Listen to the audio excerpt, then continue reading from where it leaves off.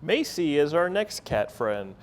She is 1 to 2 years old, domestic short hair, and she's brown tabby with white. And she has some classic tabby patterns on her body if you see her standing up. Like our second cat, Gaz, who was on the large side, Macy is just the opposite. She's on the petite side, so she's only weighing in at about 6.5 pounds, and being an adult cat, she likely won't get much bigger unless she is overfed. Now, she arrived at the shelter as a stray. However, she's been with us since early November. So when that happens, we start to learn some things about animals. We actually sent her to the cat cafe, and she wasn't necessarily thriving there, so she came back. And maybe I shouldn't say she wasn't thriving, but maybe some of the other cats weren't thriving because she had a tendency to harass other cats at the cafe. Therefore, we're recommending that she be an only cat.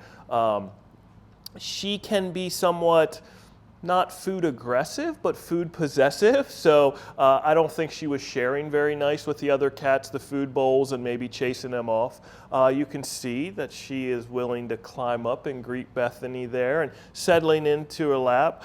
We have her color coded as green, which is usually the color we use for animals that are going to be active or need training if we're talking about a dog, but she may be a climber and potentially knock things down.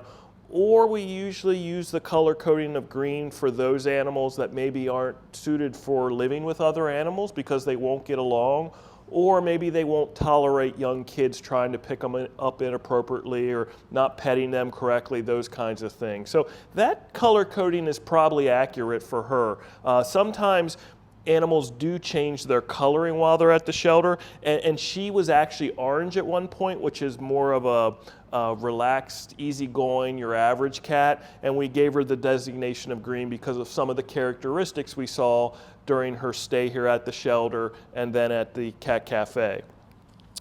She has been spayed while she's been here. We brought her up to date on all vaccines. It looks like she suffered a cold while she was here, but she's been treated, and now she's ready for a new home. She's currently living in the Tokyo right inside the door of the cat adoption room. Stop by and say hi.